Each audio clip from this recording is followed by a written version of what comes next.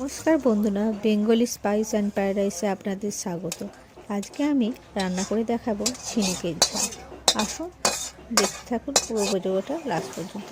ভালো লাগলে like, comment, share আর subscribe করার অনুরোধ রইল। এখানে আমি 500 গ্রাম ঝিনুক নিয়েছি। ভালো করে ধুয়ে নেব। এই রান্নাটা আমি উনুনে করব।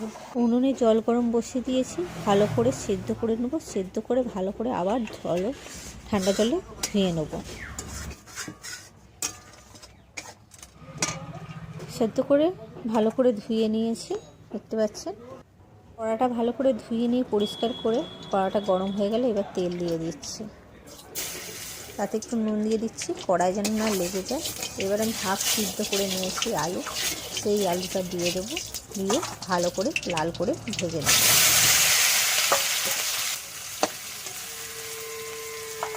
এই পাশে ঝিনুকটা যে নিয়েছিলাম সেটা লেবু দিয়ে দিচ্ছি। একটা আষ্টান্নে গন্ধ থাকে, সেই গন্ধটা আর ছাড়বে না, সেজন্য একটা আধখানা লেবু মিশিয়ে মাখিয়ে নিচ্ছি।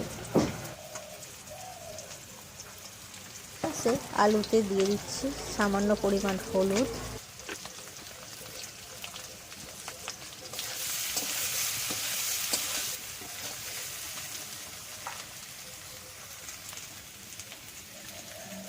আলুটা লাল করে ভাজা হয়ে গেছে, এবার তুলে নেব।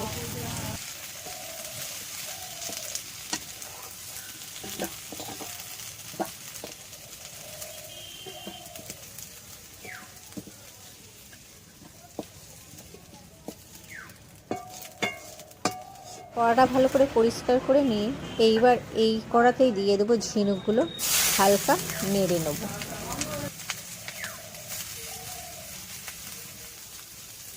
একটু দিয়ে দিচ্ছি সামান্য পরিমাণ নুন আর হলুদ।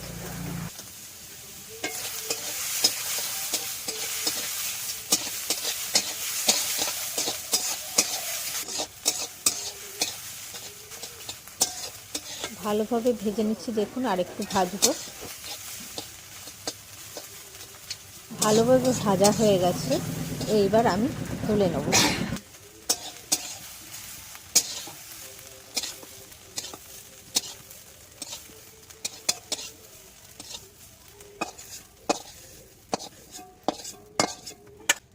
আবারও দিয়ে দিচ্ছি কড়াতে তেল, আর এই পাশে সব যে বেটে রেখেছিলাম পেঁয়াজ, আদা, রসুন, টমেটো, এলাচ, লবঙ্গ। এবার কড়া তেল গরম হয়ে গেছে, এলাচ, লবঙ্গ, তেজপাতা ফোড়ন দিয়ে দিলাম। দিয়ে দিচ্ছি পেঁয়াজ বাটা, ভালো করে নেড়ে নেব।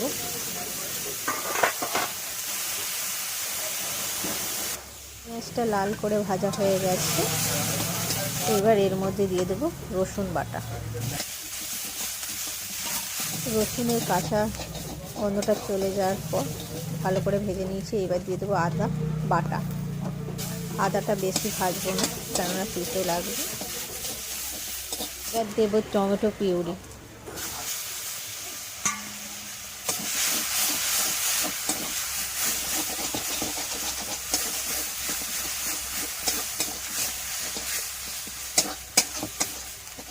ভালোভাবে মিক্স করে দিয়েছি, এবার দিয়ে দেবো সামান্য পরিমাণ নুন।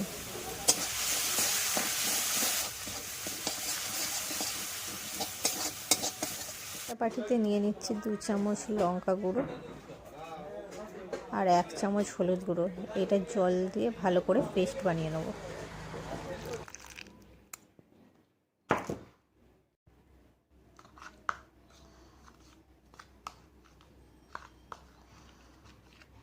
পেস্টটা এবার দিয়ে দেবো।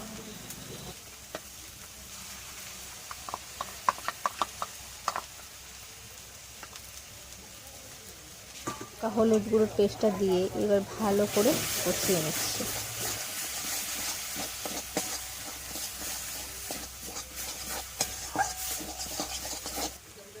লঙ্কার বাটি ধুয়ে একটু সামান্য পরিমাণ জল দিয়ে দিচ্ছি।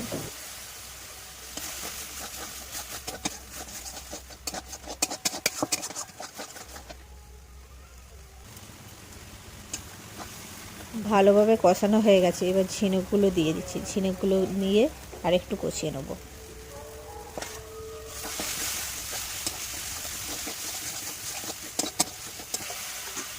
সামান্য দিয়ে দিলাম জল।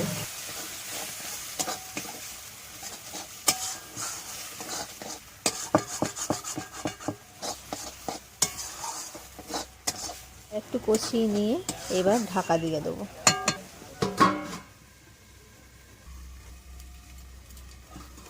ঢাকনা খুলে নেড়ে দেবো।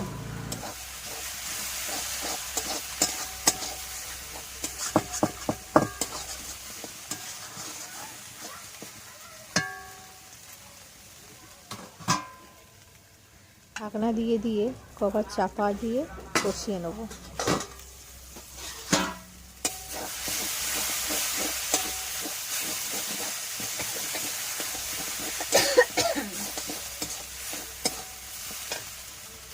হয়ে গেছে, এবার একটু দিয়ে দিচ্ছি পরিমাণ মতো জল।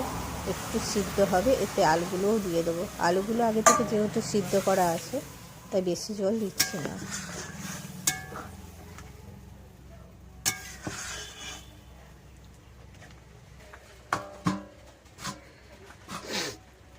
ঝোলটা ফুটে উঠেছে, এতে দিয়ে দিচ্ছি এবার আলুগুলো। ঢাকনা দিয়ে 10 মিনিট ফুটতে দেবো। এবার ঢাকনা খুলে একটু নেড়ে নিচ্ছি। ওপর দিয়ে গরম মশলা ছড়িয়ে দিলাম। এইবার গরম গরম ভাতের সঙ্গে পরিবেশন করো ঝিনুকের ঝাল। ভালো লাগলে লাইক, কমেন্ট, শেয়ার ও সাবস্ক্রাইব করার অনুরোধ রইল। বন্ধুরা, নমস্কার।